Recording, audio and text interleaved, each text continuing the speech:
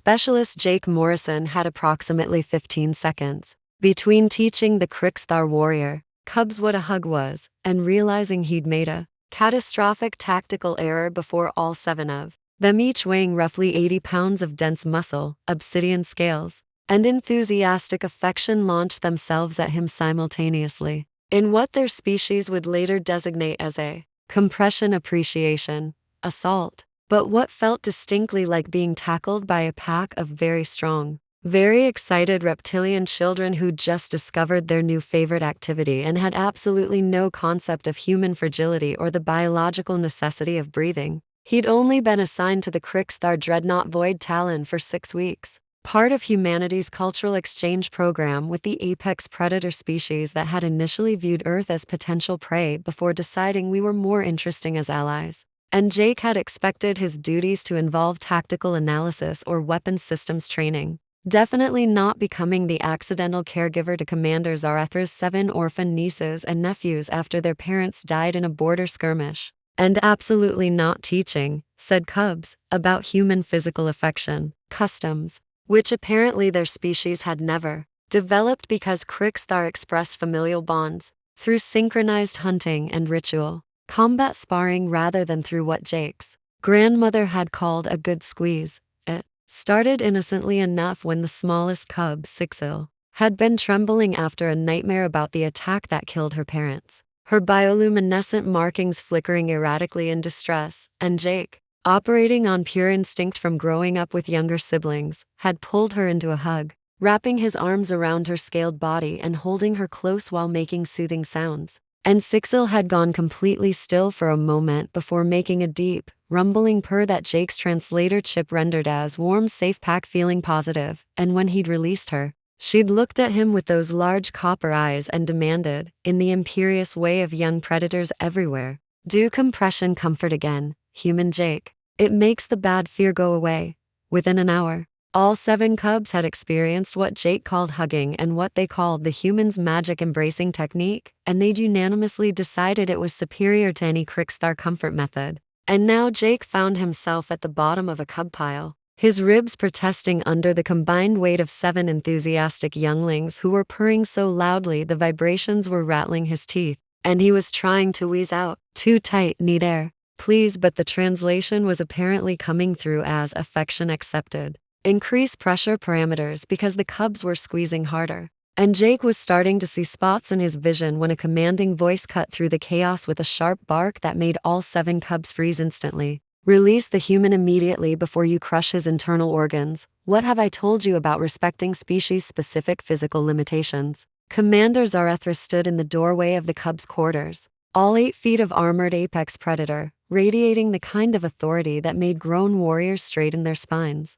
her crimson scales gleaming under the ship's bioluminescent lighting, and her amber eyes fixed on the cub pile with an expression that mixed exasperation with barely concealed amusement. And the cubs scrambled off Jake with guilty chirps, arranging themselves in a contrite semicircle while Jake lay gasping on the floor, trying to remember how breathing worked. "The human Jake taught us compression comfort," Sixil explained, with the logic of young creatures everywhere who believed enthusiasm justified everything. "It is superior bonding technique. We were expressing gratitude through increased pressure application. This is incorrect protocol." Zarethra's tail did that complicated swishing motion that Jake had learned meant she was processing multiple emotions simultaneously, probably trying not to laugh while maintaining disciplinary authority. And she looked down at Jake with an expression that suggested she was reassessing her decision to leave the cubs in his care. "Specialist Morrison, perhaps you could explain why you've introduced my nieces and nephews to human physical contact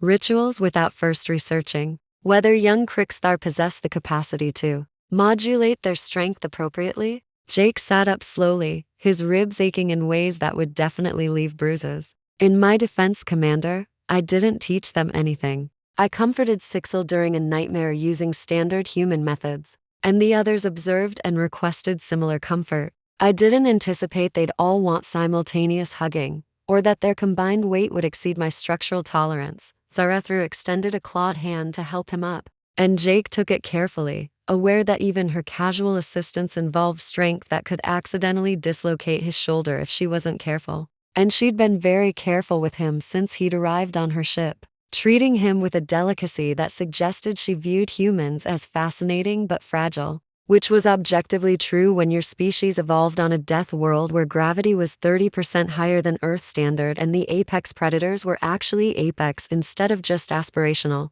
"We need to establish protocols," Zarethra said, her tone shifting from commander to concerned guardian. "The cubs have clearly bonded with you. They've been more stable emotionally since you began caring for them. But I cannot have them accidentally injuring you through excessive affection." Crixthar cubs are notoriously enthusiastic and poorly calibrated in their physical interactions until they reach adolescent development, which means you need protection, parameters, and possibly armor. Jake laughed, despite his aching ribs. "Commander, I've survived worse than enthusiastic hugs. I'll be fine. We just need to teach them about pressure regulation and maybe implement a one-at-a-time rule for physical contact until they learn better control." Zarethra's expression was doubtful. "You understand that teaching Crixthar cubs restraint is approximately as effective as teaching solar flares? To be considerate. They will try to comply. They will absolutely fail. And you will accumulate injuries until your skeletal structure resembles a poorly assembled puzzle.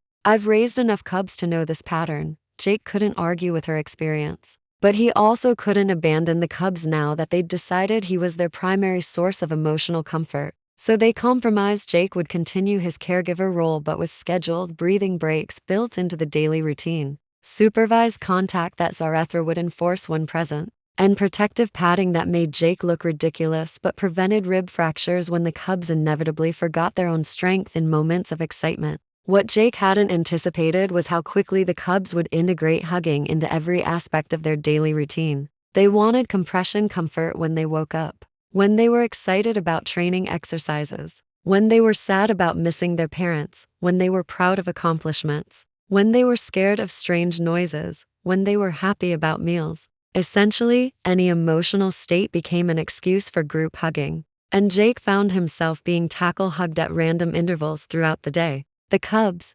developing a concerning habit of ambush affection, where they'd hide around corners and leap out to embrace him with what they considered restrained enthusiasm, but what Jake's ribs considered aggressive assault. He started timing his breathing, learning to take deep breaths before anticipated cub encounters, and the ship's crew found endless entertainment in watching the human specialist navigate the affectionate chaos. Several warriors approaching him in the mess hall to express amused respect for his survival of what they called cub compression training, one grizzled veteran saying, "I raised 3 cubs myself, lost count of the broken bones. You're doing better than most human, though you move like your ribs are held together with hope and determination," which was uncomfortably accurate. But beyond the physical challenges, Jake was discovering something profound about Crixthar cubs and their emotional development. They'd never experienced physical affection before because their species didn't naturally express care that way, and the introduction of hugging was creating observable changes in their behavior. They were less aggressive with each other, more cooperative during training, better at regulating their own emotions, and Zarethra noticed these improvements with a mixture of appreciation and concern. Appreciating that her nieces and nephews were healing from their trauma, but concerned that they were becoming dependent on human-style comfort that wouldn't be available once Jake's assignment ended. She raised this concern one evening after the cubs were asleep, finding Jake in the observation deck, where he often retreated to ice his ribs and contemplate his life choices. "They're becoming too attached to you," Specialist Morrison. "Too dependent on human comfort methods. When your rotation ends and you return to Earth, they'll face another abandonment, another loss. I'm concerned. We're setting them up for additional trauma." Jake had been thinking about this too, dreading the inevitable moment when his 6-month assignment would end and he'd have to leave these cubs he'd grown to love. These enthusiastic affection assault specialists who'd somehow worked their way into his heart despite regularly knocking the air from his lungs.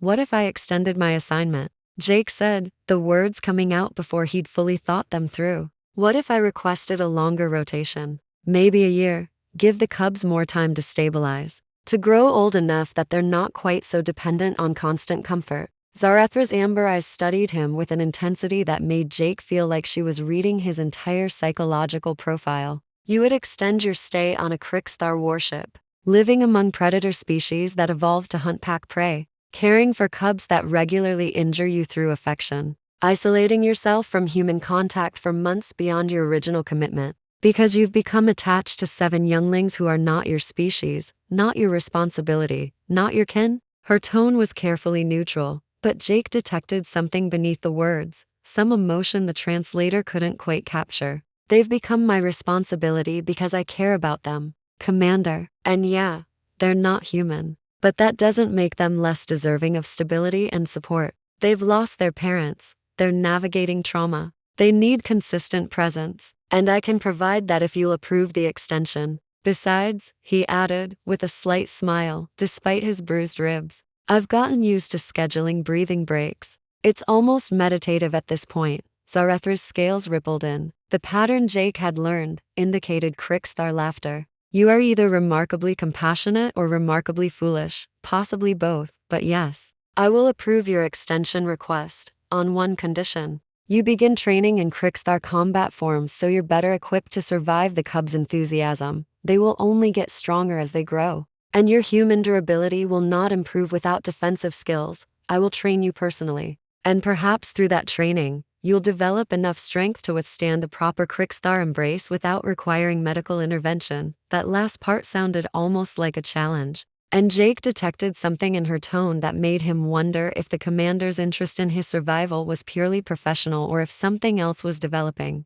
But he dismissed the thought because Zarethra was his superior officer. A warrior from a species that viewed humans as admirably persistent but ultimately fragile. And any romantic interest across that gap seemed improbable at best. The combat training began the next day, and Jake discovered that Crixthar fighting styles were built around using superior strength and natural weapons claws, scales, tails against opponents, and adapting these techniques for a human required creative modification. Zarethra proving to be a patient, if demanding instructor who pushed Jake to his limits while carefully ensuring those limits didn't result in actual injury. And somewhere in those training sessions, in the moments when she'd correct his stance with gentle touches, or demonstrate techniques with her body close to his, Jake started recognizing signals he'd been missing. The way her bioluminescent markings brightened when he succeeded at difficult moves. The way her tone softened when addressing him compared to her crisp commander voice with the crew. The way she'd started finding excuses to check on him throughout the day, ostensibly ensuring the cubs weren't causing injury, but really just spending time in his presence. And Jake realized, with a mixture of excitement and terror, that Commander Zarethra might actually be interested in him. That the feelings he'd been developing for this fierce, competent, surprisingly gentle warrior might be reciprocated despite every logical reason why they shouldn't be. The revelation came during a training session when Jake finally executed a defensive sequence correctly, and Zarethra's expression of pride was so unguarded, so genuine, that Jake found himself saying, without thinking, "You're beautiful when you smile like that," and her bioluminescent markings flared brilliant blue, the Crixthar equivalent of blushing, and she said with careful control, "That is inappropriate commentary between training partners, Specialist Morrison," but her tone lacked conviction. And Jake, emboldened by exhaustion and honesty, replied,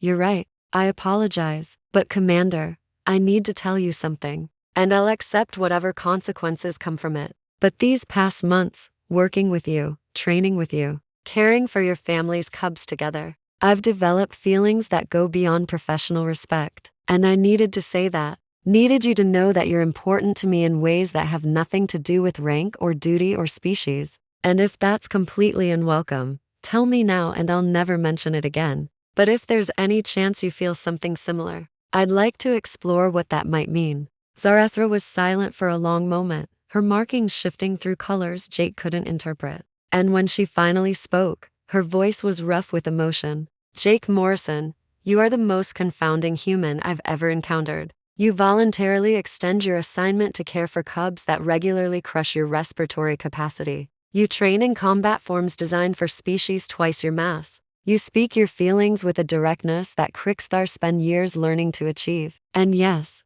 I have feelings for you that are entirely inappropriate for a commander toward her subordinate. Feelings that developed watching you care for my family's younglings with patience and genuine affection. Watching you adapt to our culture without losing your humanity. Watching you be kind and brave and foolish enough to challenge a Kriksthar warrior to acknowledge emotions we're taught to suppress in favor of duty. So what do we do with this impossibility? How do we navigate feelings between species whose biological compatibility is questionable, whose military protocols forbid fraternization, whose futures exist in different star systems? When your assignment ends, Jake stepped closer, carefully, always carefully, with the strength differences. We do what humans are good at. We improvise. We adapt.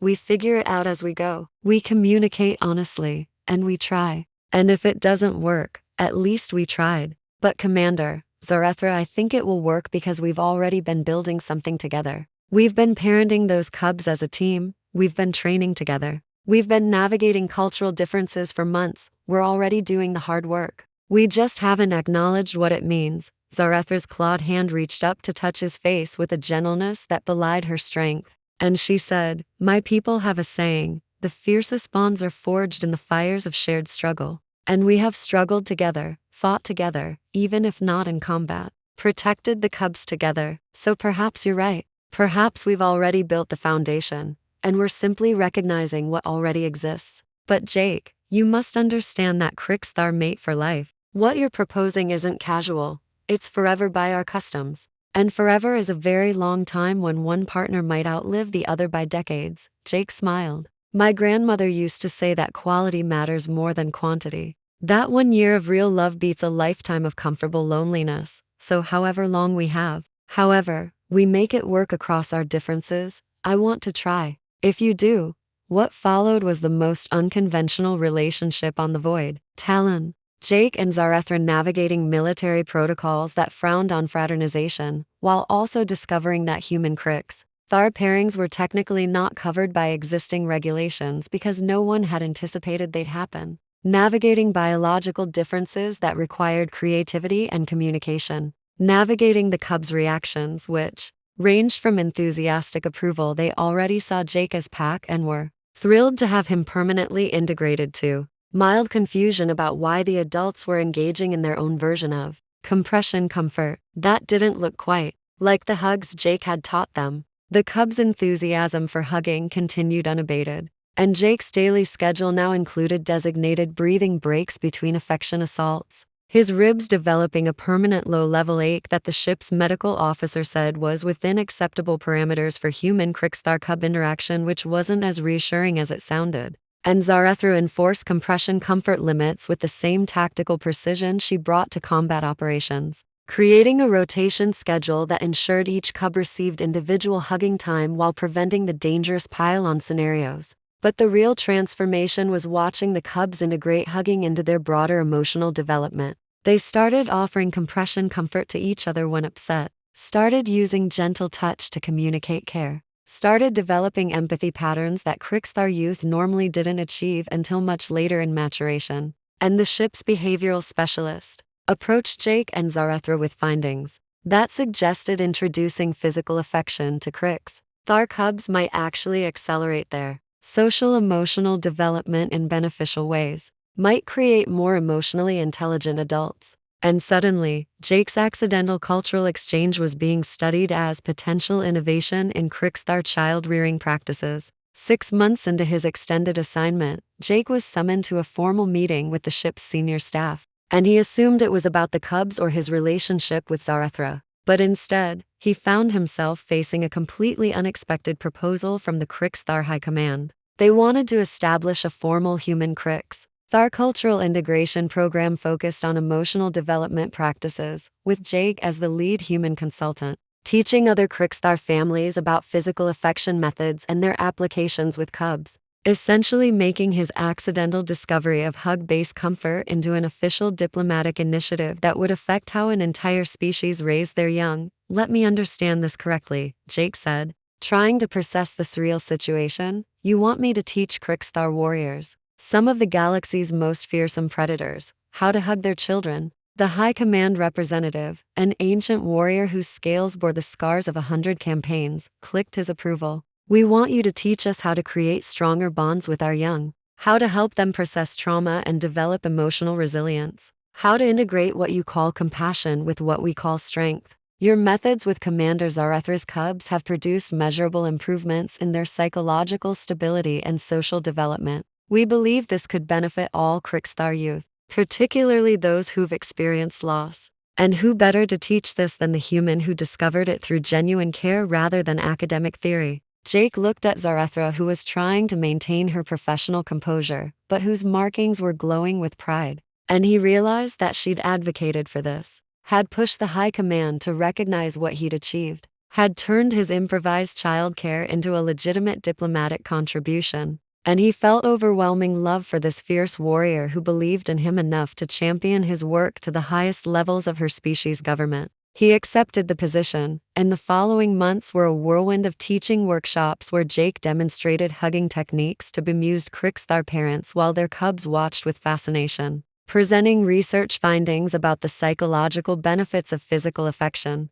collaborating with Krikstar scientists to understand how their neurochemistry responded to compression comfort, and discovering that yes, they release similar bonding hormones to humans, that physical affection triggered positive neural responses that strengthened parental bonds and cub development. And Jake went from being a random human specialist to being a recognized expert in cross-species emotional development, his accidental discovery becoming a cultural movement. The cubs, meanwhile, continued their enthusiastic application of hugging to anyone who'd tolerate it, and Jake had to schedule breathing breaks not just for himself, but for visiting Krikstar dignitaries who'd underestimated the cubs' compression strength and ended up breathless and shocked. And it became a running joke on the Void Talon that humans had weaponized affection, had turned gentle care into something that could incapacitate warriors, and Jake embraced the absurdity of it all, understanding that sometimes the most important contributions weren't the ones you planned, but the ones that emerged organically from caring about others. His relationship with Zarethra deepened as they navigated the challenges of cross-species partnership, learning each other's communication styles and physical needs, finding creative solutions to biological incompatibilities, building trust through honesty about their fears and hopes. And Jake discovered that loving someone from a completely different species required constant negotiation and adaptation, but was also profoundly rewarding because it forced you to question assumptions and communicate explicitly rather than relying on unstated expectations. And Zarethra told him once that humans had a gift for emotional openness that Krikstar struggled with, that his willingness to name his feelings and discuss them directly had taught her to do the same, had made her a better commander because she could now acknowledge her warriors' emotional needs instead of just their tactical capabilities. 2 years after that first disastrous hug pile, Jake stood before the Interstellar Cultural Council presenting findings from the Krikstar Emotional Development Program, showing data that demonstrated how introducing physical affection practices had reduced aggressive incidents among Krikstar youth by 40%, had improved their cooperative behaviors, had created more emotionally balanced adults. And his presentation included video of the cubs' now adolescents, still enthusiastic huggers, but with much better strength control, demonstrating compression comfort techniques with younger cubs, teaching what they'd learned. And the council members from multiple species were fascinated because the implications went beyond Krikstar, suggested that sharing emotional practices across species could benefit many cultures, that humans' particular gift for physical affection might be something valuable to contribute to galactic civilization beyond our technological innovations or military tactics. After the presentation, Zarethra found him in the observation deck, where he'd retreated to decompress. And she said quietly, "You've changed my species' approach to raising our young. You've given the cubs tools to process their trauma. You've taught me that strength can include gentleness, that being a warrior doesn't mean suppressing all tender emotions. And you've done all of this while letting 7 enthusiastic cubs use you as a compression toy. I believe humans have a word for this. For caring about others' well-being at cost to your own comfort. What is it?" Jake thought about it. Love, probably, or maybe compassion, or just being human, which is sometimes the same thing. We're a species that domesticated wolves by being nice to them, that bonds through physical touch, that instinctively helps others, even when it's inconvenient or painful. It's not always adaptive, but it's definitely human. And I guess bringing that to the Krikstar was inevitable once we started actually interacting beyond military protocols and tactical briefings. Zarethra moved closer, her massive form settling beside him with careful control, always careful not to accidentally harm him with casual movements. The cubs asked me yesterday when you're going to officially become their pack father. They've decided you're permanent, despite your species difference, despite the fact that you'll age faster than us, despite every logical reason why integrating a human into a Crixthar family unit is complicated. They've chosen you, Jake, and I've chosen you. So the question is whether you choose us back permanently, not just for an extended assignment, but for life. Understanding that life with Crixthar includes compression comfort assaults and breathing breaks, and probably accumulated skeletal trauma, but also includes being part of a pack that will defend you with our lives, that will honor you as kin, that will love you fiercely, even if we express it by accidentally cracking your ribs occasionally. Jake turned to face her, seeing vulnerability in her expression that she rarely showed, understanding that she was offering him everything, her family, her future, her heart, and that accepting meant committing to a life that would be challenging and unconventional, and absolutely nothing like what he'd imagined when he'd first joined the cultural exchange program.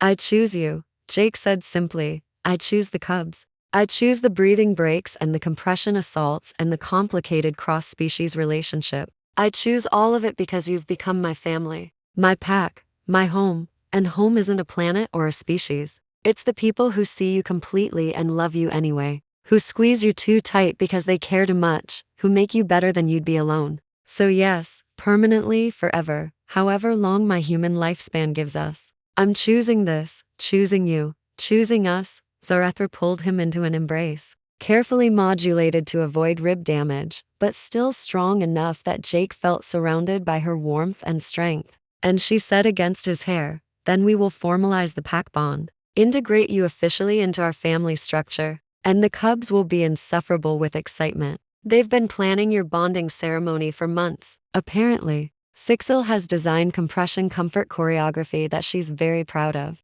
And I've accepted that our family unit will be the source of much gossip and considerable cultural confusion, but also that we will be happy, strange and complicated and happy. And that is worth any amount of social awkwardness. The bonding ceremony was indeed strange and beautiful, combining human and Crixthar traditions, and the cubs performed their choreographed group hug with such enthusiasm that Jake genuinely needed breathing breaks between segments. But their joy was contagious, their love palpable, and watching them celebrate his official integration into their family made every aching rib and scheduled breathing break absolutely worth it. And the Void Talon's crew attended in numbers that surprised Jake. Warriors who'd initially been skeptical of the human specialist, now coming to honor his commitment to cubs who weren't his species, his choice to love across boundaries that biology and culture had erected, his stubborn insistence that family was about choice and care rather than genetics. Years later, when those 7 cubs had grown into formidable warriors themselves,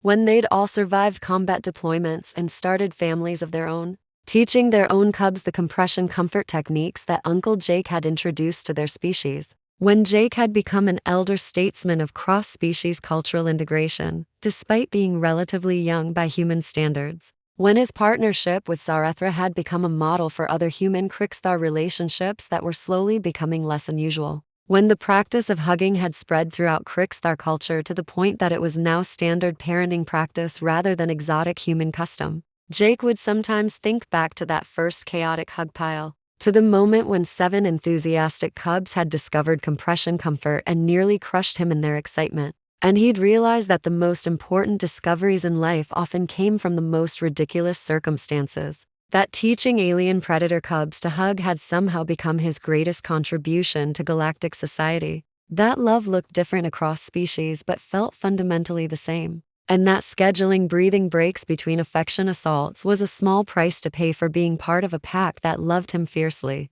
completely, and with an enthusiasm that occasionally required medical attention, but was always worth it. The lesson he'd learned, the truth that had emerged from countless compression assaults and breathing breaks and moments of cross-species connection, was that love transcended biology, that family was built through choice and care rather than genetics, that the most fearsome warriors could be gentle when they chose to be. That strength included the capacity for tenderness. That humans' gift for physical affection wasn't a weakness, but a profound tool for building bonds and healing trauma. And that sometimes the best things in life came from moments when you taught someone something simple like a hug and they embraced it with such enthusiasm that it transformed their entire culture, created ripples that spread far beyond the initial gesture, reminded everyone that caring for each other, holding each other, literally supporting each other's weight, even when it was difficult, was what made life worth living, what made the vast, cold universe feel warm and connected. What turned strangers into family and isolation into belonging. And Jake Morrison, human specialist who'd accidentally revolutionized crickstar parenting through the simple act of comforting a scared cub, who'd survived countless compression assaults and scheduled more breathing breaks than anyone in galactic history, who'd fallen in love with a warrior from a species evolved to hunt, but who'd learned to hold him gently, who'd become pack father to 7 enthusiastic predator cubs who expressed love through potentially dangerous squeezing, had discovered that the most important thing humans could teach the galaxy wasn't our technology or tactics. It was our capacity for affection, our willingness to hug, even when hugs were complicated, our stubborn insistence that physical expressions of care mattered, and that gift, shared freely and embraced enthusiastically by species who'd never known they needed it. That was humanity's real contribution to galactic civilization, proving that sometimes the softest things were actually the strongest, that vulnerability could be power, that choosing to care about others, even when caring was literally crushing you, was the bravest thing you could do, and that love, in all its forms, including the kind that required scheduling breathing breaks to survive, was always worth it.